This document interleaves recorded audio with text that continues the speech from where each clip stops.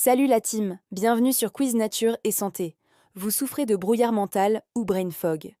Et si c'était de la sclérose en plaques? Loin de nous de vous affoler, car les causes de brain fog ou de brouillard mental sont nombreuses.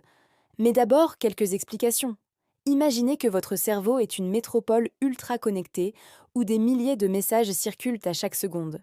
Maintenant, imaginez que les autoroutes principales soient soudainement parsemées de zones de travaux interminables.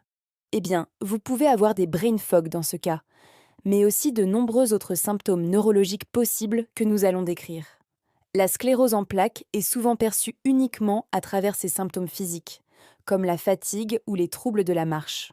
Pourtant, c'est au cœur du système nerveux central qu'un phénomène invisible se joue, l'altération de la substance blanche. Et c'est quoi la substance blanche de la myéline du nerf?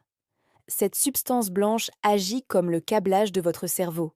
Elle est composée de fibres nerveuses entourées d'une gaine protectrice appelée myéline. Quel est le rôle de cette myéline? Son rôle est simple mais crucial, permettre à l'influx nerveux de circuler à une vitesse fulgurante. Et que se passe-t-il dans le cas de la sclérose en plaques? C'est lorsque les embouteillages s'installent, c'est-à-dire l'influx nerveux ne passe pas bien. Dans le cas de la sclérose en plaques, le système immunitaire attaque par erreur cette myéline, créant des lésions. Nous l'avons bien dit, le système immunitaire attaque par erreur. On parle alors de maladie auto-immune. Bien sûr, le cerveau essaye de s'adapter face à ces problèmes nerveux. Mais au bout d'un certain temps, il arrive à saturation. Il n'arrive plus à gérer.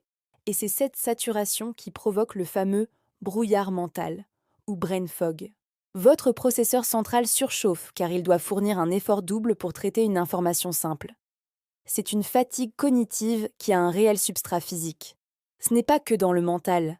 Et maintenant, passons aux 3 conseils pratiques pour fluidifier le trafic nerveux. Le premier conseil: fractionnez vos tâches complexes en micro-objectifs de 15 minutes pour éviter la saturation et prévenir l'épuisement cognitif. Le deuxième conseil: privilégiez une alimentation riche en oméga 3 et en antioxydants, car ils soutiennent la structure des neurones et protègent la gaine de myéline. En d'autres termes, ce sont de bons gras. Le troisième conseil: pratiquez une activité physique, même légère, car l'exercice stimule la neuroplasticité, aidant votre cerveau à créer de nouvelles voies de circulation pour l'information.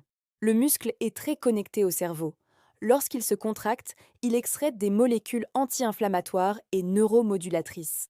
En d'autres termes, le muscle donne des médicaments à votre cerveau. Voilà, c'est tout pour aujourd'hui. N'oubliez pas de vous abonner et de mettre un cœur sur la vidéo. À bientôt sur Quiz Nature et Santé.